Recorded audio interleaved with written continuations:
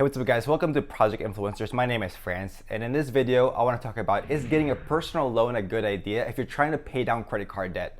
Now, I'm going to break the video into three different parts. The number one thing you should do before you even think about getting a personal loan. Number two, I'm going to talk about the pros and cons of getting a personal loan. And number three, I'm going to talk about potentially a third option that you can do instead of getting a loan, and that is a balance transfer credit card. Now, before you even think about getting a personal loan, you really have to dive into your expenses into pretty good detail.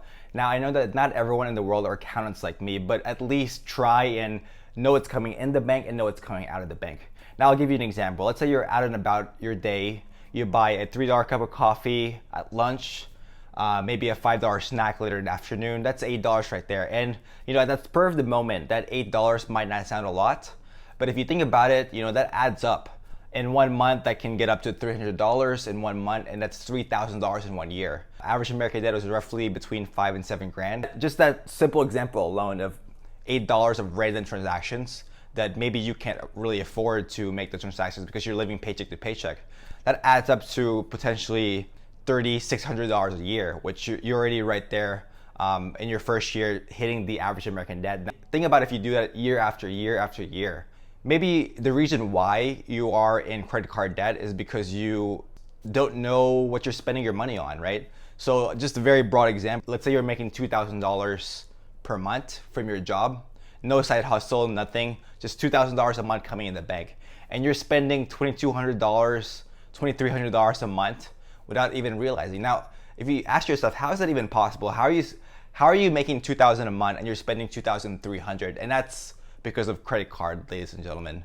Because if you only use your debit or checking account, by the time that account hits zero, you know that it's done, no more spending. But if you guys are using credit cards, it's really hard to keep track of your expenditures. So I recommend to you guys, before you even think about getting a personal loan, you have to fix the root of the problem beforehand, and that is knowing exactly what you're spending your money on. Maybe you're going out in the bars and clubs every weekend and you're dropping $100, $200 every week, and that's the reason why you're in credit card debt. Maybe you're taking these luxury vacations all over the world, spending thousands of dollars, and that's the reason why you're credit card debt. So really know why you're in credit card debt, guys, and try to eliminate that, right? So maybe spend a month or two getting your budget correct. Get that budget correct, have that habit in place where you're not spending too much money. Just spend below your means. And once that's set, now you start thinking about getting a personal loan. So the pros of getting a personal loan is that personal loans are typically lower interest compared to credit cards. Now, for example, I've seen personal loans as low as 6%. If your credit score is not that good, you may not get that type of percentages. But I know roughly if you have a pretty decent credit score, you can at least get somewhere between 10 and 12, 13%. Now, if you compare it to credit cards, a typical credit card can be between 18 and 23%. So that alone, just from interest alone, that savings and interest will help you pay down your debt a lot faster. So if your credit card on average if you have multiple credit cards, let's say you have 5, and on average you're paying about 20% in interest, and you're able to secure a fixed interest personal loan for 10, 11, 12%, that's a win, guys. As long as you're paying lower interest on the personal loan, go ahead and take that personal loan. Let's say you have 20 grand of credit card debt, so get a $20,000 personal loan and you dump that $20,000, pay off the credit card, and now spend all your time, spend all your energy paying out that $20,000 personal loan as fast as you can. That is one pro of getting a personal loan, is that interest rates are much, much, much lower than credit cards. But there are a handful of cons that I'm gonna discuss in this video. For personal loans, you guys are actually making a lot higher payments. Now, for credit cards, you typically just at least pay down the minimum, but for personal loans, it's typically 3 or 5 year terms, so your payments are a lot higher. Because on credit cards, you're just required to pay down the minimum, which if you do that, by the way, it can take you up to 30 years or more to pay down, especially if you have a balance as high as 20 grand. So that's the number one con of getting a personal loan, is that your payments are a lot higher. Now, going back to my first recommendation, keeping track of your expenses. That's why step number one, keep track of your expenses. So you'll know if you're able to handle that payment for your personal loan, because you guys have to keep track the payment you're making in a personal loan as well as what you're spending in your day-to-day life. Now, add those two together, plus how much money you're making from your job, your paycheck, and see, can you actually handle this personal loan? Because that payment could be high for you guys. Number 2 con of getting a personal loan is you might not get it. Banks and lenders take into account credit card utilization, and that is how much of your credit available to you are you using up. Now, going back to the same example of the $20,000 credit card, $20,000 credit card debt. Now, let's say you have a total credit card line of $25,000. So in that situation, you're using $20,000 out of $25,000. That's a pretty high utilization. So in that situation, you might not even get approved for a personal loan, right? Because if you apply, the banks are going to see you're using up too much of your line, and they're not even going to approve you. Now, one tip I could recommend is maybe getting a cosigner. Maybe you have a mom, maybe a husband, a wife, a brother, a sister, some family member that can co-sign for you, so that when they're someone that has a really, really good credit score, so that their good credit score and your bad credit score can at least get you that personal loan. Now, you have to be careful because that may not always work out because you have such bad credit. You may get a interest on your personal loan that's a lot higher than your credit card. If that's the case, don't even do it. Like, why would you do that? That's not even worth it. Now, another trick that you could do is maybe you're close to a family member. Maybe you have a close mom, a close father, brother, sister. They can get the personal loan under their name, right? So let's say you can't get the $20,000 personal loan, but you really need to because your credit card debt is so high. You're paying 20% at $20,000. That's quite high, guys.